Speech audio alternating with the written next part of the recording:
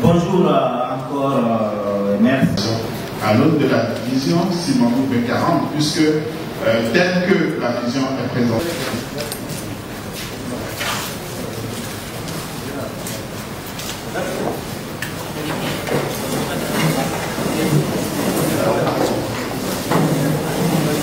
Vous avez déjà appris qu'on a un peu entamé les travaux. Le projet d'élaboration de la politique nationale de l'information et de la communication est le fruit d'une volonté politique exprimée par les autorités à travers le ministère de tutelle, et le PNUD s'est engagé à soutenir et d'accompagner cette initiative. Monsieur le ministre, je voudrais saisir cette opportunité pour souligner que la politique nationale de l'information et de la communication que nous allons élaborer ensemble doit être un outil au service du développement.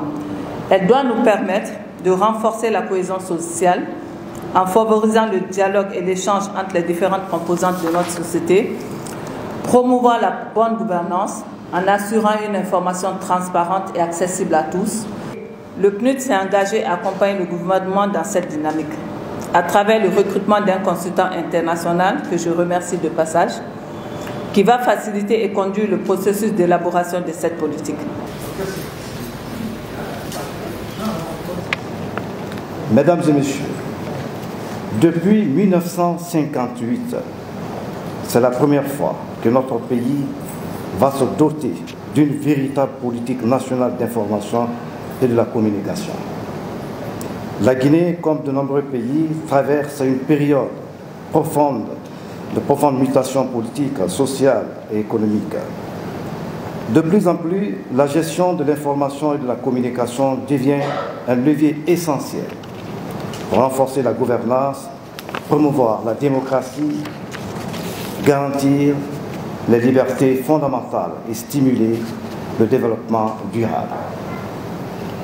C'est dans cette optique que le gouvernement, sous l'impulsion du président de la République, chef de l'État, chef suprême des armées, général Mamadi Doumbouya, et le premier ministre chef du gouvernement, a initié l'élaboration de la politique nationale de l'information et de la communication.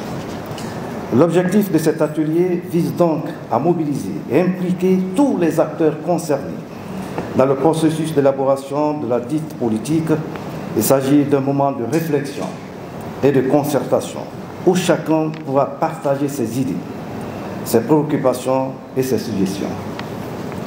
Nous devons tenir compte des défis contemporains, l'émergence des nouvelles technologies de l'information et de la communication, l'essor des réseaux sociaux ainsi que l'importance de la régulation des contenus.